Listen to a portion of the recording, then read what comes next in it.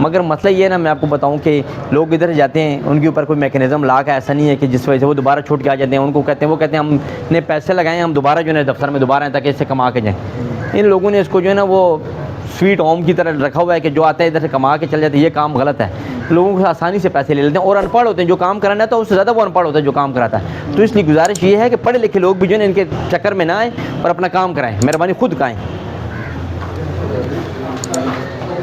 السلام علیکم، کیا حال جی؟ ٹھیک ہے. کیا کام کرانے کے لیے ہیں آپ کو؟ گاڑی کا نمبر لگانے کے لیے ہے. تو آپ خود آئیں کسی کے ایجنٹ کی جو ہے نا وہ خود آئیں؟ آپ کو کوئی مسئلہ مسائل ادھر پریشانی ہوئی ہے؟ کوئی مسئلہ نہیں ہو یہاں پہ. آپ نے سب سے پہلے کیا اسٹیپ لیا؟ آن لائن کروائی ہے جی اس کے بعد سائن کروایا جی ڈاکٹر صاحب. اب وہ فیس نکلواؤں گا پھر بینک میں جمع کرواؤں. یہ بھائی آئے ہیں اپنے نام پہ گاڑی کرانے کے لیے اور خود آئے ہیں.